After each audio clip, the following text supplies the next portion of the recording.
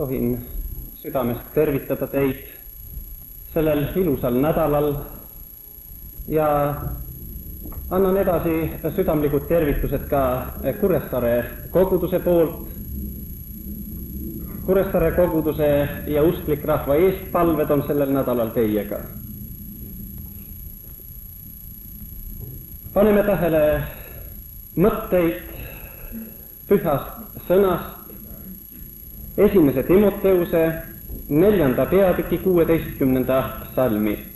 Pane tähele iseennast ja õpetust, jää kindlasti sellesse, sest kui sa seda teed, siis võid sina nii hästi iseennast kui neid, kes sind kuulevad, õndsaks teha.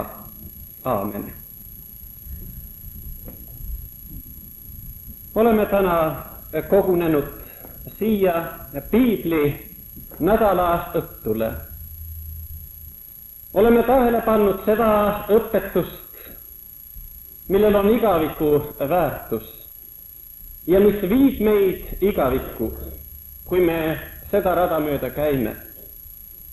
Täna õhtune sõna jätkuvalt tahab meid juhtida seda tähele panema, aga mitte ainult õpetust, vaid ka iseennast tähele panema selle õpetuse püha kirja valgel. Tahaksin mõned mõtted edasi anda Jumala sõnast oma elamuste taustal, tähele pannes iseennast ja Jumala sõna mõju minule. Mida ma peaksin ütlema piibli raamatu kohta, siis kõigepealt seda, mida apostel Paulus ütleb Kolossuse kirja 1. peatükis, 12. salmis. Tema tänab oma taevast Isa, kes meid on teinud kõlbavaks, et meil pidi osa olema püha rahva pärandusest. Piibli raamat ja Jumala sõna on minule olnud püha rahva pärand. Mäletan aega oma varasest lapsepõlvest. Meie kodus oli Jumala sõna aukohal. Mäletan oma isa piiblit ja Uut Testamenti. Need olid meile lastele pühad raamatud. Ja kui tuli õhtutund ja mõnigi kord ka hommikutunnil, eriti pühapäeviti, kui isa võttis piibli, siis kogunes terve perekond, ta luges sealt ja kui selle järele terve pere jäi palvesse ja kõik põlvitasime, siis nendest tundidest on jäänud mälestus kui lapsepõlve pühamatest tundidest. Mäletan seda, kuidas ükskord olin poisike, käisin karjas, lambakarjas ja ühel pühapäeval, kui minul tuli jälle karja minna, isa ulatab mulle Taaveti lauluraamatu, see on üks osa piibliraamatust, omaette väikese brošüürina ja ütleb, Taavet oli ka karjapoiss ja kui sa lähed lammaste karja, loe seda Taaveti lauluraamatut, siit on päris palju mõndagi ilusat lugeda. Mina seda ei mäleta, mida ma tookord lugesin sellest Taaveti lauluraamatust, aga see elamus on mulle jäänud meelde. Piiblit ma siiski väikse poisina väga vähe lugesin, kuidagi nagu ei mõistnud seda, aga armastasin lugeda raamatuid, mis olid lastekohaselt kirjutatud, eriti meeldisid ja sööbisid kuidagi mällu jäid südamesse elamused, mis olid seotud inimeste pöördumisega, eriti noorte inimeste pöördumisega. Neid lugesin meeleldi. Järgmine mälestus, mis on minul seotud selle püha pärandusega, on ajast, kui ma olin lõpetanud õppeasutuse ja siirdusin iseseisvale tööle. Isa tegi mulle puust kohvri ja sinna said vajalikud asjad pandud. Aga siis, kui kõik olid pandud, võttis ta oma tasku piibli ja ütles, ma olen igale oma lapsele andnud piibliraamatu, kes on kodust välja läinud. Sinule jääb minu tasku piibel. Siin ta on.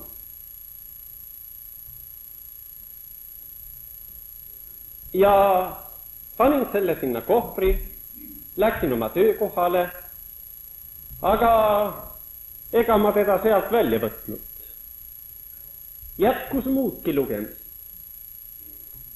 Aga ühel päeval, kui sain oma isa surmateate, see oli väga järsk,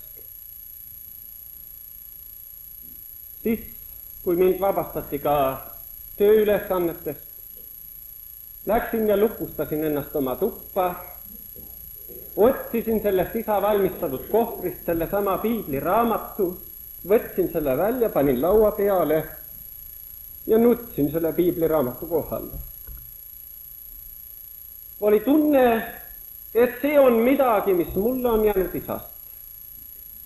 Aga ma ei suutnud siis mõista, millise päranduse jättis mu isa mulle. Ja ei olnud ka juhuslik see, et ta jättis just oma tasku piibli mulle, sest seda on mulle väga läinud tarvis. Ja alles hiljem, kui ma sain usklikuks, mõistsin, et see on kõige hinnalisem pärandus, mida mina olen saanud oma vanemate kodust, mida ma olen saanud oma isa käest. Vennad-õed, usun, et ka teil kõigil on piibliraamatud. Ja apostel ütleb, teie olete püha rahvas. Olen kord seisnud väga tõsiselt selle mõtte juures, kuhu saab see osa püha rahva pärandusest, meie piibli ja lauluraamatud. Kas nad saavad meie poegadele ja tütardele või juhtub nõnda, nagu üks kooliteenija mulle ütles, et tema leidis selle makulatuuri hulgast, mis vana paberina oli laste poolt kokku toodud, väga ilusa ja puhta Uue Testamendi. Võib-olla talitavad ka lapselapsed nõndaviisi selle püha pärandusega. Ja olgu ka see meie piiblinädala õhtul meile mõtlemiseks, kellele jääb see püha pärand, mis on meile nii kallis olnud ja mis on meile õnnistuseks saanud. Ja kas me julgeme seda ka edasi anda oma järeltulejatele? Ei olnud mina siis usklik, kui minule see anti, aga see anti selle usuga, et see on mõõk, mida veel tarvitatakse vaimulikus võitluses.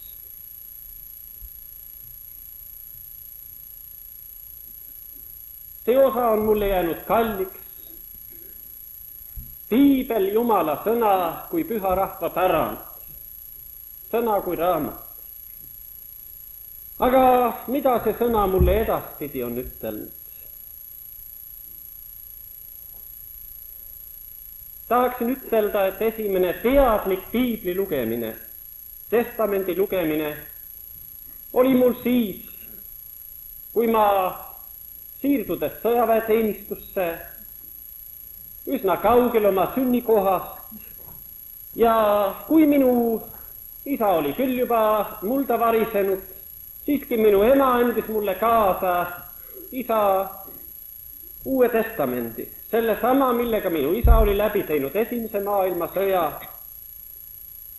Ja kui ma siis olen sellest kord siin tunnistanud, Kaukaasias Rostovi linnas leidsin üles usklike palvela seal minule võõra rahva keskel.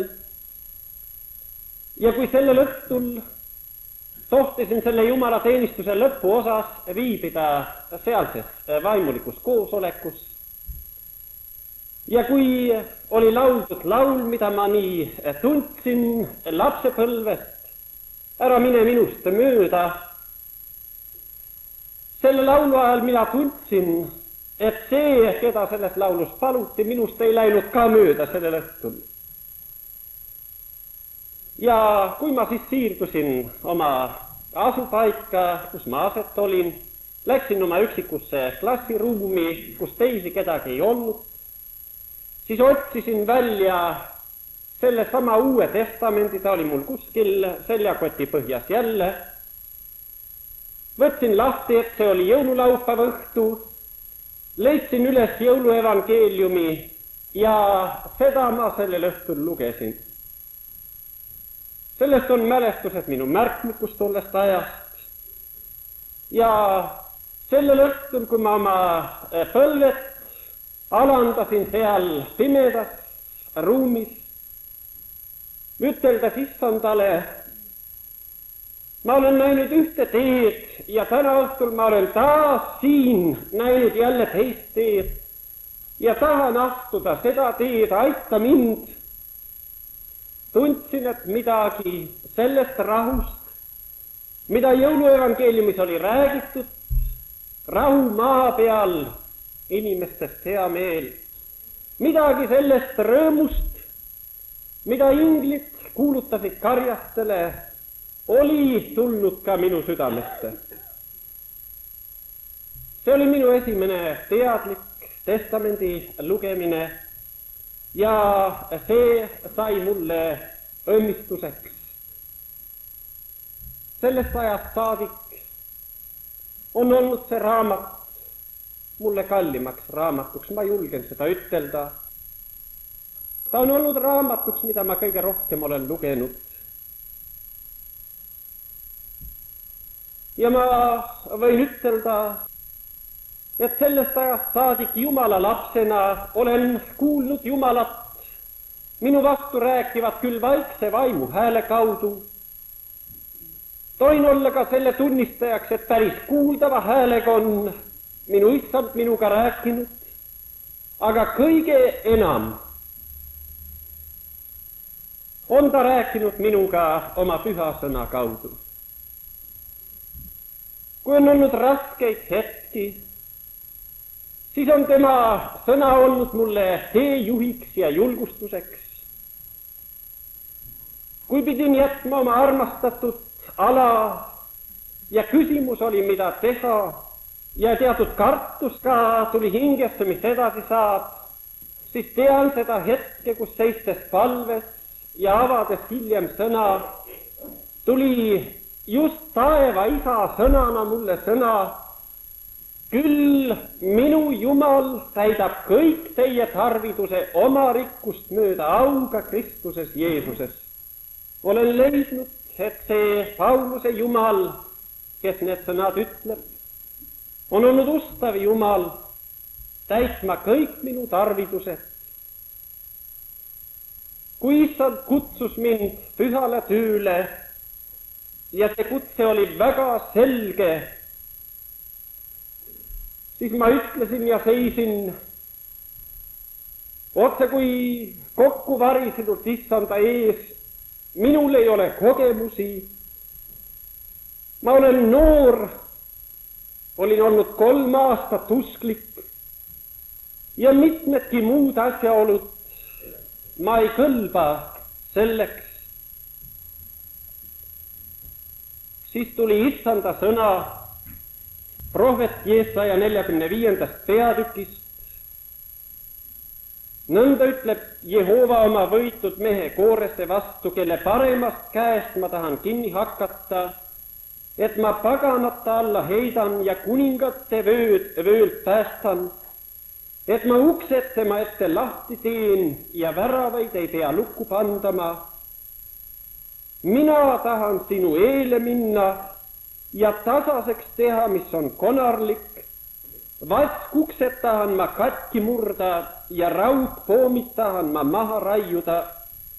ja su kätte anda varandused, mis pimedas paigas ja mis maha pandud varjuaukude sisse, et sa pead tundma, et mina olen Jehova, kes sind nime pärast hüüab, Iisraeli Jumal. Ja mul ei olnud midagi ütelda Jumalale, kes need sõnad oli minu vastu ütelnud. Ma ütlesin, issand, kui sina lähed eele, kui sina seda teed, siis tahan mina sinu järele tulla. Ja kui tuli taas olukord, kui pidin asuma uude kohta ja minule tundudes väga vastutusrikkale tööpostile, ja kui ma taas olin mures, siis ta ütles mu vastu selle sõna, ärge muretsege mitte, vaid laske kõiges oma palved Jumalale tänuga teatavaks saada, siis Jumala rahu, mis ülem on kõigest mõistmisest, hoiab teie südamed ja meeled Kristuses Jeesuses. Ja ma tundsin, et mure oli minu pealt ära võetud, see oli kellegi teise kanda ja tohtisin minna Jumalat usaldades ja tohin täna tunnistada 7 aasta pärast, mis ma olen viibinud ka Kuressaares, et Jumal on olnud ustav selles, mida tema on tõotanud.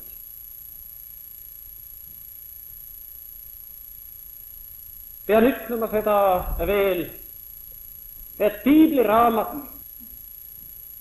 on mulle avanud ka teatud mõttes saladused, mis on varjatud ja mida avab ainult palvekamber ja ainult need, kes peavad tihti tõusma üles Jumala ja inimeste vahel, teavad seda, kui raske on see ülesanne. Ja kui ma kord niisugusel tunnil seisin Jumala ees, siis tuli mulle taas sõna ja ma tundsin selles Jumala sõnumit.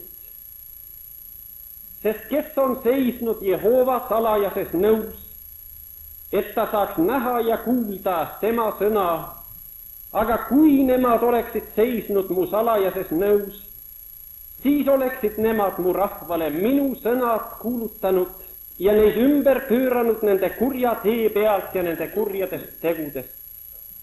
Ja ma tundsin selleks, et kuulutada evangeeliumit, tuleb seista Jumalaga salajases nõupidamises. Teisiti ei pööra ei minu kõne ega tunnistused ega kellegi teise omad ümber inimesi, kes seda kuulevad. Ja ma tundsin, et palvetes seisab see jõud,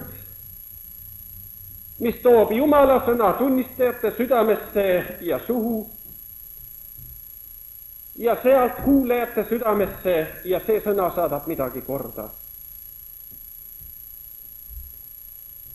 Jumala sõna on mind juhtinud pühitsuse elu teel ja kui täna, kui enamuses on usurahvast siin koos, siis on olnud meie mure see, et me ei ole tihti mitte see Kristuse raamat, mida tuntakse ja loetakse kõikidest inimestest. Sest tänapäeva inimesed ei võta ka piiblit kätte, nii nagu minagi seda vähe võtsin enne pöördumist kätte. Aga meid nad loevad.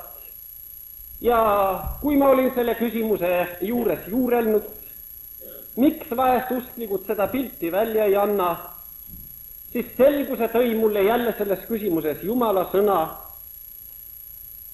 Ja see sõna oli järgmine, võib-olla aitab see meid ka täna püha elu teel.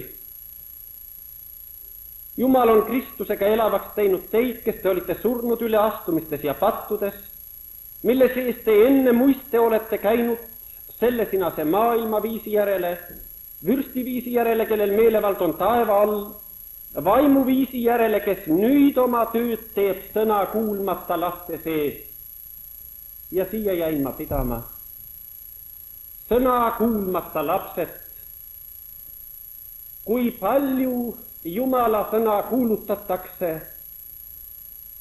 ja Jumala lapsed kuulevad Jumala sõna, loevad Jumala sõna ja nad on mitu korda Jumala sõnale sõna kuulmatud, tähendab ei tee sõna järele ja sellega annavad maad vaimule, mis on maailmas, kelle sees ka meie kõik enne muiste oleme käinud oma lihahimude sees ja tegime liha ja mõtete tahtmise järele ja olime sündimise poolest vihalapsed. Tähendab, see sama vaim, milles meie enne käisime, saab uuesti maad tulla meie südamesse, kui me oleme Jumalale sõna kuulmata lapsed. Ja maailma vaim toob maailma eluviisid ka uskliku juurde. Ja sellest tuleb pühitsemata elu. Jumal aidaku usklikke inimesi, et meie võiksime anda maad mitte maailma vaimule, vaid Jumala vaimule meis. Et Jumala püha vaim võiks meie südametes töötada, et me oleksime sõnakuulelikud lapsed Jumalale, siis ei tule komistamisi, langemisi, siis ei tule ka neid pimedaid tunde, kus me oma teelt võime kõrvale minna. Aidaku Jumal, et tema püha vaim võiks meie südametesse valitseda. Ja ma olen seisnud Jumala sõna ees, ikka kui peegli ees, pane tähele iseennast ja õpetust. Kõrvutanud ennast Jumala sõnaga. Sest Jeesus ütles kord, et mitte mina ei mõista kohut, vaid sõna, mis mina olen rääkinud, mõistab kohut. Ja sellepärast on kohtumõistja antud meie kätte. Ja Jumal aidaku, et meie näeksime sellest ennast kui peeglis. Ja ma olen mõelnud, kui seda näidet on tarvitatud enne, kui meid asetatakse kord Jumala kaaludele, siis ei panda midagi muud sinna teisele kaalukausile kui piibliraamat ja meid teisele kausile. Ja annaks issand siis, et ei kostaks mitte need sõnad, mis kord kostsid ühele kuningale, kaalutud, aga leitud kerge olevat. Kui meie täna seisame selle Jumala sõna peegli ees ja kui täna see sõna mõistab meie peale kohut, siis meie täna saame ennast veel parandada ja Jumala vaim on valmis meile appi tulema selleks, aga kord võib olla see hilja. Sellepärast Jeesus ütles, kes minu sõna kuuleb ja teeb selle järele, seda pean mina mõistliku mehe sarnaseks, kes oma hoone on kalju peale ehitanud. Ja kui siis tulevad eluraskused, elukatsumuse tunnid, seda hoonet ei kõiguta ükski, ei ka veevood, ei tormid ega tuuled. Aga kui meie kuuleme ja ei tee selle järele, siis meie kõigume ja langeme. Sellepärast tahaksin veel ütelda lõpuks sellesama sõnaga, millega algasin, pane tähele iseennast. Pane tähele, kallis kuulaja, täna iseennast ja pane tähele õpetust, Jumala sõna. Jää kindlasti sellesse, sest kui sa seda teed, siis päästad sa iseennast, aga ka neid, kes sind kuulevad. Ja kui meie sellesse ei jää, ei päästa meie ennast ja saadame hukka ka neid, kes seda kuulevad. Ei sooviks seda iseenesele, ei sooviks seda kellelegi. Aidaku, et kui meie räägime, siis rääkigem kui Jumala sõna. Ja et see sõna oleks õnnistuseks ja kasuks kõikidele, ka tänaõhtustele kuulajatele. Aamen.